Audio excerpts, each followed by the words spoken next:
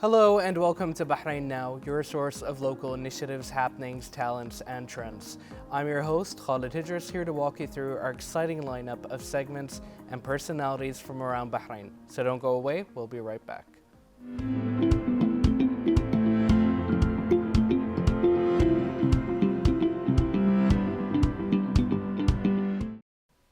Under the patronage of His Highness Sheikh Khalid bin Hamad Al Khalifa, First Deputy Chairman of the Supreme Council for Youth and Sports, Chairman of the General Sports Authority, President of the Bahrain Olympic Committee, in cooperation with the Bahrain Badminton and Squash Federation, Bahrain is hosting the 2026 BWF Para-BM World Championships for the first time in the Middle East. The championships bring together a massive global community, including more than 500 participants from 54 countries.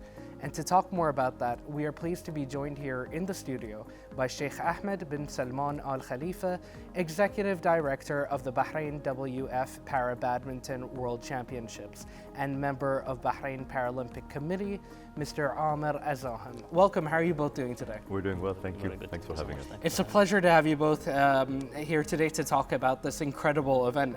Now, Sheikh Ahmed, can you tell us first about the importance of hosting the 2026 BWF Para-BM World Championships here in the Kingdom of Bahrain? Definitely. Thank you for having us, first of all, and we're really excited to share this event that's happening for the first time in the Middle East.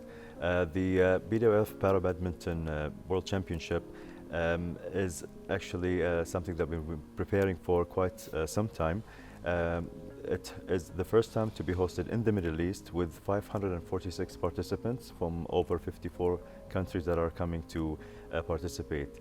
It has obviously a number of significances in terms of for the athletes. It is one of the tournaments that is preparing them for the Los Angeles Paralympic Games in 2028. And for Bahrain, it comes as a continuation of the hard work that we have been working together with the BWF and the other federations to improve the sport hostings and events in Bahrain. Absolutely. Sports has continuously been shown to be a huge part of the culture here in the Kingdom of Bahrain.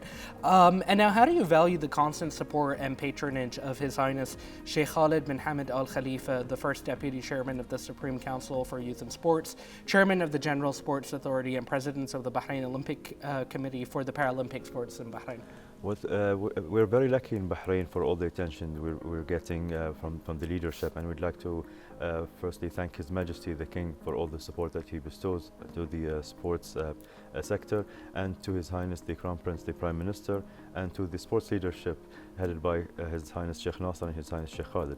Now, to answer your question, His Highness Sheikh Khalid firstly is he's an honorary president for the Bahrain Federation for Sports, for the Disabled Sports, and he is the one who coined the phrase people with determination. He has done a number of initiatives throughout the years, and he is, to be honest, the #1 supporter for the disabled athletes in Bahrain. And he's the one who pushes us to excel and do more. As an example, this hosting that we have has, like I mentioned in the previous question, a number of significances. When you are planning an event for disabled athletes, there is a lot that goes on in terms of logistics that maybe we don't shed enough light on. Making sure to have the proper accommodation, the transportation, and to make sure that the whole journey is accessible from the time that the athletes arrive in the Bahrain International Airport, to the transportation, to their accommodation in hotels, to the actual hotel itself being fully accessible, to actually being shuttled back and forth from the venue. It's a great effort. A lot of people behind the scenes are working on it, and we're really excited to have an amazing team that is really thrilled to be working on this and making it a success, inshallah.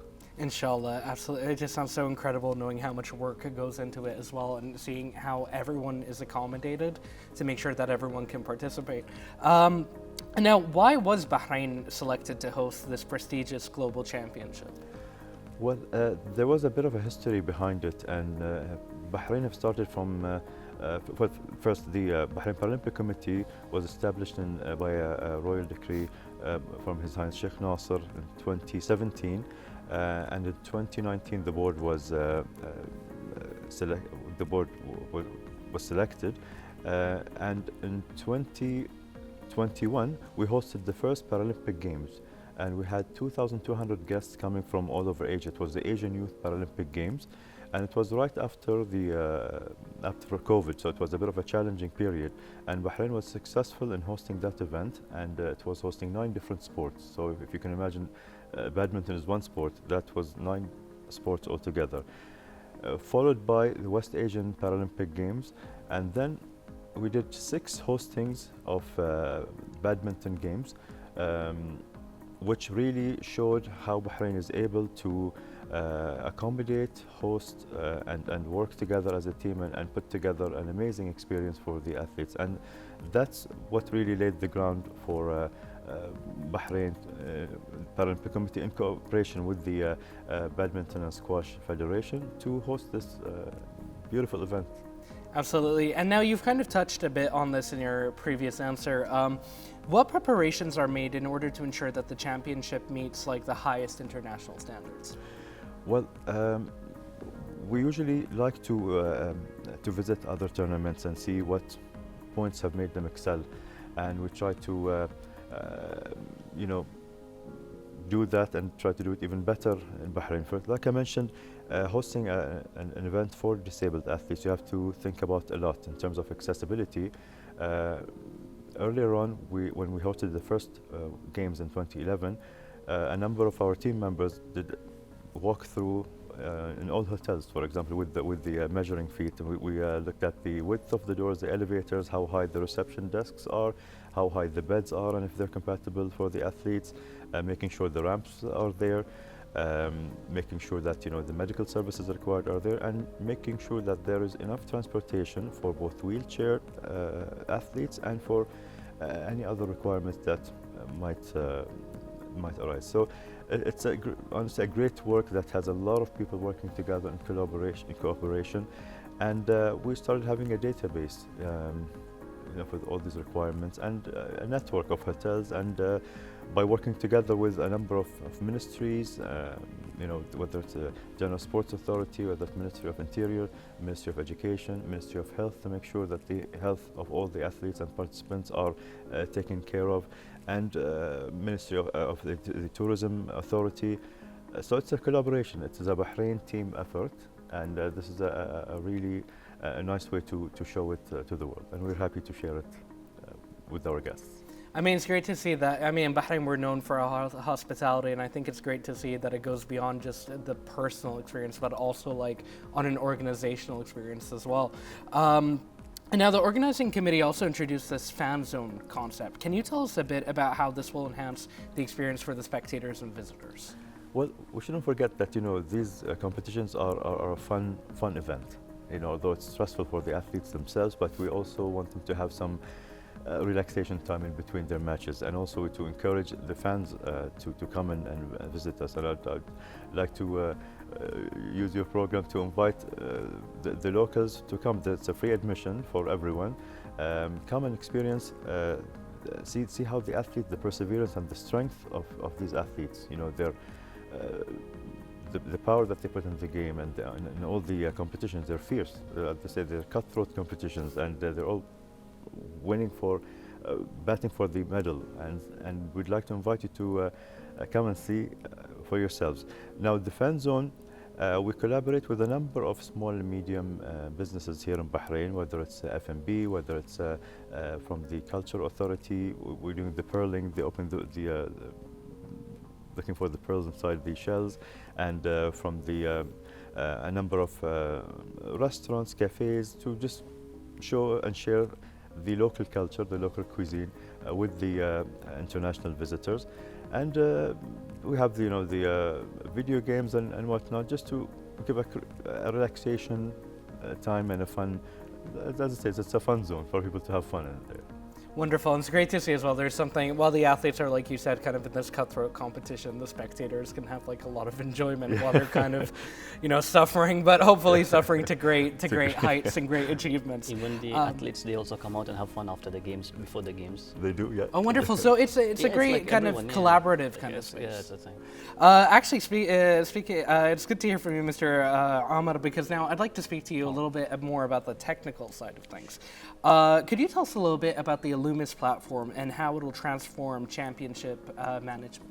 Right, so as Salman, Shaikh Ahmed said, since 2021 we've been hosting games, and the amount of participants from different countries across different organizations, different accessibility levels, is like various, like multiple.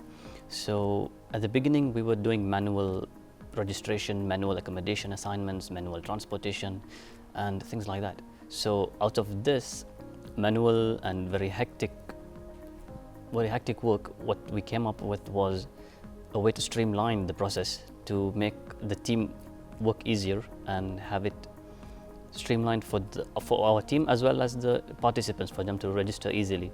For example, if you have to register accommodation, you need to submit all your details for the accommodation people, and for transportation, the transportation committee needs your details, food and beverages, things like that. So we did develop a system to streamline this process. You just enter your details for the registration, it reflects for the transportation committee, it reflects on the accommodation committee, for the accreditation committee, everyone gets the same details. And any updates you make on one page, it reflects to everyone and they get updated. So you don't have to call them, email them, send messages. It cuts all of this and just streamlines the process.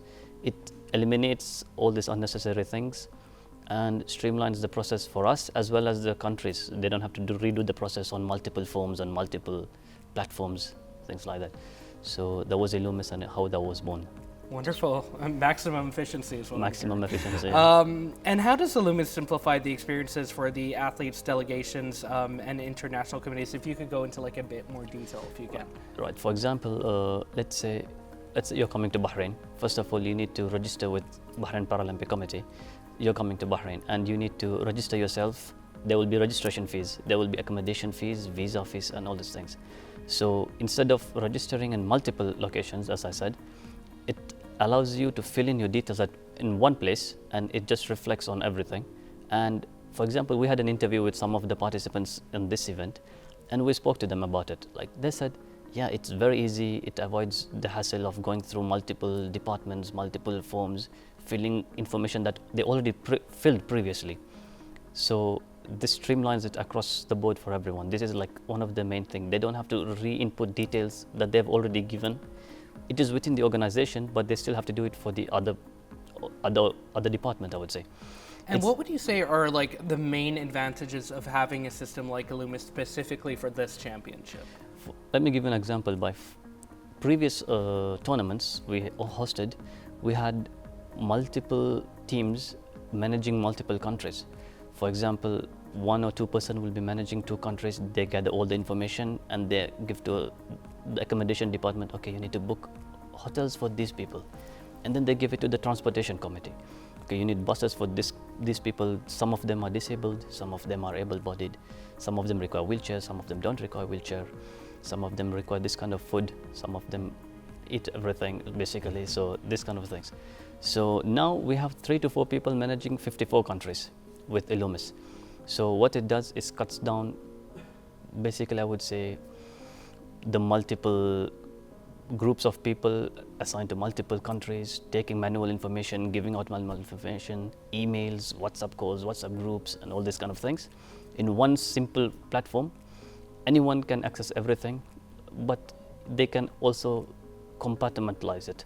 For example, transportation committee can see only transportation and accommodation can see only accommodation, but they can also check each other departments when they need. So it just eliminates and streamlines the process basically. I mean, it's a very impressive and super comprehensive system. Would you see this becoming like a model for managing future major sporting events? Yeah, actually it was developed as an internal software for just us to use. But when people from other countries started registering on it, they found the simplicity of it and they started asking us for the system. but it was a very internal system. We couldn't just give it to them. So instead of explaining to them this is what we've done, we developed it into a product that can be easily given to them, like they can just deploy it on their servers and use for themselves. And it's not just for sporting events. Anybody for any kind of event is very modular. You can like choose, okay, I want to take out of accreditation. Check on the accreditation module, you have accreditation. Visa module, you have visa. You don't want accommodation, there's no accommodation. So it even streamlines the product itself, so you don't have this bloated software. Previously, we were trying to buy some softwares like hundreds of thousands of dollars with all the features that no one's going to use. And sometimes it's too much for them, sometimes it's too little. So it was modular software for all kind of event management logistics, not just sports, not just for Bahrain. Wonderful. Thank you so much for that really comprehensive explanation. It's great to see like what Illumis is capable of. And now just lastly, before we wrap up, back to you, Sheikh Ahmed, I'd just like to ask, what message would you like to send to athletes and fans around the world about the championship? Well, this is a world-class event that's happening here in Bahrain in Sheikh Isa bin Rashid sports halls near the National Stadium in halls B, C and D. There's a practice hall, there's a wheelchair hall and a standing hall. We'd like to invite you to come and see for yourself something that is, to be honest, astonishing in terms of the strength and perseverance of these athletes that really are modeled for determination and for more ability than you would think. This event marks an important event in the sporting calendar as well. Like I mentioned, it is a stopping point for athletes to qualify for the Paralympic Games in Los Angeles, and we're happy to welcome athletes that have been here to Bahrain before and call Bahrain home, and we're happy to see them again. And for our national athletes, it also elevates the technique, the playing technique, and allows us all to rub shoulders with the international federations and constantly improve ourselves and see what we can collaborate with together. So my final word is come join us and you'll have an amazing time.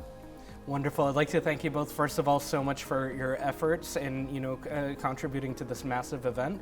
And thank you so much for your time, and thank you so much for sharing everything. Thank you for having us.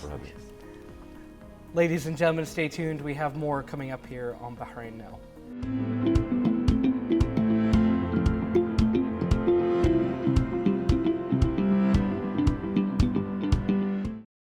And now let's take a look at what's going on beyond the studio in the following report.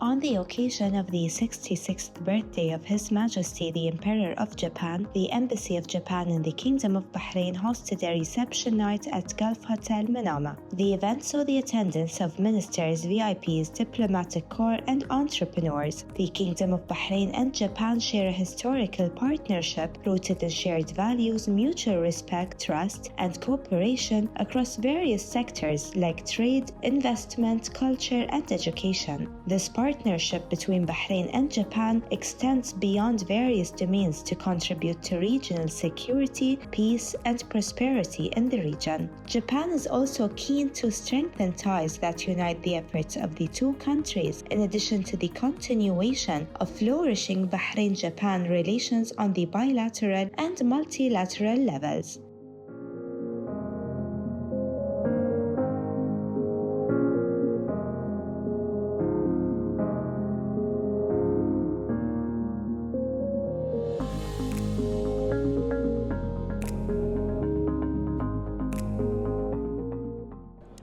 I'm so happy to be able to celebrate the 66th birthday of His Majesty the Emperor of Japan.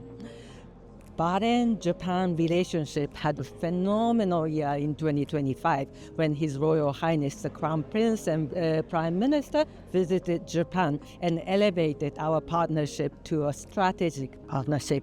It's really a time to reflect on our joint achievement as well as to look forward to the future.